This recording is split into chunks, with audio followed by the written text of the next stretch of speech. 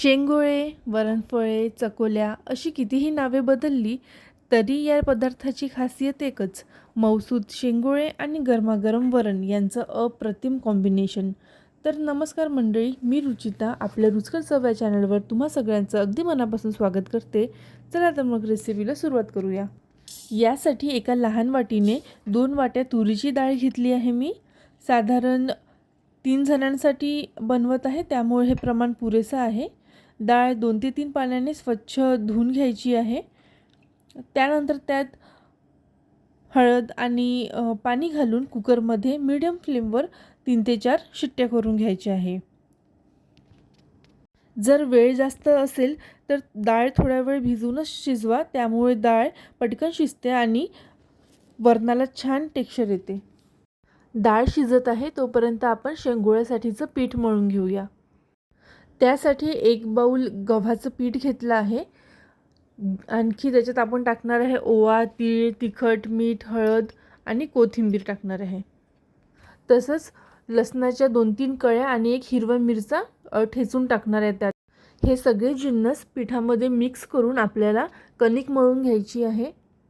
कणिक थोडी कडकसरच मळा, कारण कणिक मऊ झाली तर शेंगोळे आकार घेत नाही बरोबर. थोडं थोडं पाणी घालून कणिक मळा. एकदम पाणी घातलं तर कणिक चिकट होते. कणिक मळून झाल्यावर 10 ते 15 मिनिटं झाकून ठेवा, त्यामुळे ती मऊ होते आणि शेंगोळे बनवायला सोपे जाते. एक छोटीशी टीप लक्षात ठेवा, शेंगोळ्याची कणिक ना खूप कडक ना खूप सैल, मध्यम मऊसर कणिक भिजवली तर शेंगोळे अगदी परफेक्ट बनतात. कणिक आता 10 ते 15 मिनिटं रेस्ट करायला ठेवूया.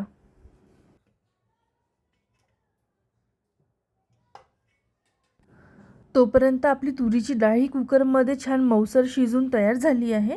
आता या डाळीला फोडणी द्यायची तयारी करूया. यासाठी मी शिजवून घेतलेली तुरीची डाळ घेतली आहे. काही बेसिक मसाले घेतले आहे, जसं तिखट, मीठ, हळद, अर्धा चमचा काळा मसाला आणि सांबार मसाला घेतला आहे. इडली सांबार बनवताना आपण जो सांबार मसाला वापरतो ना, तोच सांबार मसाला घेतला आहे. त्यामुळे छान चव येते फोडणीच्या वरणाला. लाल सुकी मिरची वापरली आहे. तसेच कढीपत्ता आणि कोथिंबीरसुद्धा आपण घेतला आहे. आता या साहित्याचा वापर करून छान फोडणी तयार करून घेऊया. यासाठी गॅसवर एक कढई ठेवून त्यात साधारण 2 पळी तेल गरम करून घेतलं आहे. तेल चांगलं गरम झाल्यावर त्यात जिरे आणि मोहरी घातली. जिरे मोहरी छान तडतडली की त्यात कढीपत्ता आणि सुकी लाल मिरची घालून घेतली. यानंतर 2 चमचे आलं लसणाची पेस्ट घालून ती छान खमंग परतून घेतली आहे.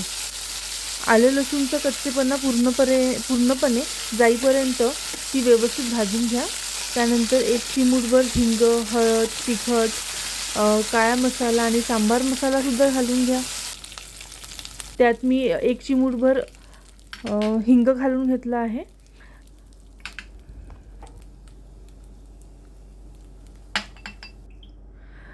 आणि कसुरी मेथीसुद्धा घातली आहे. कसुरी मेथी घातल्यामुळे वरणाला खूप छान सुगंध आणि चव येते. आता यामध्ये शिजून तयार ठेवलेली तुरीची डाळ घालून घेतली आहे. त्यासोबत भरपूर पाणी घालून हे वरण अगदी पातळ करून घ्या, कारण थोड्याच वेळात आपण यामध्ये शेंगोळे सोडणार आहोत. शेंगोळे शिजायला साधारण 20 ते 25 मिनिटे लागतात. यावेळी शेंगोळ्याचा कस वरणात उतरतो आणि वरण आपोआपच घट्ट होत जाते. त्यामुळे सुरुवातीलाच वरण थोडं पातळ ठेवलं तर शेवटी अगदी परफेक्ट असा घट्टपणा मिळतो आणि थंड झाल्यावर हे आणखी थोडं घट्ट होते. त्यामुळे आपल्याला ही टीप लक्षात ठेवायची आहे. आता आपलं फोडणीचं वरण उकळी येण्यासाठी ठेवलेलं आहे. तोपर्यंत आपण शेंगोळे बनवून घेऊया. यासाठी आपण 10 ते 15 मिनिटं रेस्ट करायला ठेवलेलं पीठ आता छान सेट झालं आहे. आता त्यामध्ये अर्धा चमचा तेल घालून पुन्हा एकदा व्यवस्थित मळून घ्या. त्यामुळे पीठ आणखी मऊसर होतं आणि शेंगोळे बनवायला सोपं जातं. आता या पिठाला शेंगोळ्याचा आकार देऊया. व्हिडिओमध्ये दाखवल्याप्रमाणे तुम्ही त्याला शेप देऊ शकता. मी इथे 2 वेगवेगळे प्रकार दाखवले आहे.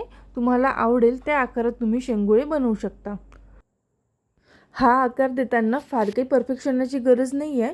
घरगुती शेंगोळे थोडे इकडे तिकडे झाले तरी तेच जास्त छान दिसतात. तुम्ही तुमच्या सोयीनुसार आकार द्या. काहीजण गोल करतात, काहीजण लांबट करतात, तर काहीजण मध्ये छिद्र असलेलं सुद्धा बनवतात. चव मात्र सगळ्यांची तितकीच छान लागते. फक्त एक गोष्ट लक्षात ठेवा, शेंगोळे खूप जाड करू नका. मध्यम आकाराचे बनवले तर ते लवकर आणि व्यवस्थित शिजतात. असं करत करत सगळे शेंगोळे तयार करून घेऊया. खरं सांगायचं तर हा भाग थोडासा वेळखाऊ आहे, पण तयार झाल्यानंतर जे शेंगोळे खायला मिळतात ना, त्याच्यासाठीच ही सगळी मेहनत आहे.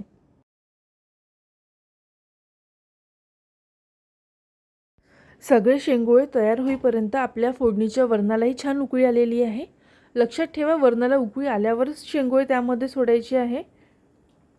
मी वरणाला उकळी येत असतानाच त्यामध्ये थोडंसं चिंचेचं पाणी आणि थोडीशी साखर घातली आहे. यामुळे वरणाला अतिशय छान आंबट आणि गोड अशी चव येते. आता सगळे शेंगोळे एक एक करून उकळत्या वरणात सोडा. शेंगोळे घातल्यानंतर लगेच चमच्याने हलवू नका. त्यांना 1-2 मिनिटं तसेच राहू द्या, म्हणजे ते छान सेट होतील. लगेच हलवल्यास ते तुटण्याची शक्यता असते. 1-2 मिनिटानंतर हलक्या हाताने चमच्याने मिक्स करून घ्या आणि झाकण ठेवून साधारण 15 ते 20 मिनिटं शिजू द्या. इथे तुम्ही बघू शकता की सध्या वरण खूपच पातळ दिसत आहे, पण काळजी करू नका, हीच याची योग्य कन्सिस्टन्सी आहे. कारण जसं जसं शेंगोळे शिजतील तसं त्याचा कस या वरणात उतरतो आणि वरण आणखी घट्ट होत जाते. म्हणून सुरुवातीलाच वरण पातळ ठेवणं खूप महत्त्वाचं आहे. आज संध्याकाळच्या जेवणासाठी मी शेंगोळ्याचा बेत केला होता, पण एवढ्यानेच काही आपलं पोट भरणार नाही. त्यामुळे वरण शिजवून घेतलं होतं, त्यावेळेस मी भातही शिजवून घेतला होता. तर चला मग आता या भाताला एक झटपट आणि टेस्टी अशी फोडणी देऊन घेऊया. यासाठी मी घरात उपलब्ध असलेल्या काही भाज्या घेतल्या आहे. गाजर, फुलकोबी, हिरव्या मिरच्या, कढीपत्ता आणि थोडेसे काजू घेतले आहे. तुम्ही तुमच्या आवडीनुसार कोणत्याही भाज्या याच्यात वापरू शकता. आता गॅसवर कढई ठेवून त्यात एक पळी तेल गरम करून घेतलं.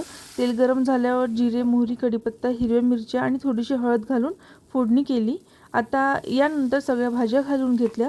भाज्या पटकन मऊ व्हाव्यात म्हणून 1-2 हबके पाणी शिंपडले आणि झाकण ठेवून 2-3 मिनिटं शिजू दिलं होतं. भाज्या छान शिजल्यानंतर त्यामध्ये आधी शिजवून ठेवलेला भात घालून सगळं व्यवस्थित एकत्र करून घेतलं आणि अशा प्रकारे झटपट फोडणीचा भात तयार झाला. तर आजच्या जेवणाचा आमचा हा बेत होता गरमागरम शेंगोळे आणि सोबत हा साधा पण टेस्टी असा फोडणीचा भात. असा साधासुद्धा घरगुती बेत असला तरी खायला मात्र खूप छान लागते. चला तर मग आता पटापट प्लेटिंग करून घेऊया. गरमागरम शेंगोळे बाउलमध्ये काढून घेतले आहे आणि तुम्ही बघू शकता शिजल्यानंतर वरण किती घट्ट आणि मस्त झालं आहे. खरंच असा एखादा बेत नक्की करून बघा. खायला इतकं छान लागतो की पुन्हा पुन्हा बनवावं असा वाटतो. सोबत फोडणीचा भातही ताटात वाढून घेतला आहे. लोणचं, पापड किंवा थोडंसं तूप घेऊन तुम्ही हा बेत अजून छान एन्जॉय करू शकता. पावसाळ्याच्या थंडगार वातावरणात असे गरमागरम शेंगोळे आणि फोडणीचा भात खायला मिळाला की जेवणाची मजाच काही वेगळी असते. तर नक्की एकदा ही रेसिपी करून बघा आणि कशी वाटली मला कमेंटमध्ये सांगायला विसरू नका. व्हिडिओ आवडला असेल तर लाईक करा, शेअर करा आणि चॅनलवर नवीन असाल तर चॅनलला सबस्क्राईब करायला विसरू नका. पुन्हा भेटूया अशाच एका नवीन आणि चमचमीत रेसिपीसोबत. तोपर्यंत आनंदी राहा आणि रुचकर पदार्थ खात राहा. धन्यवाद.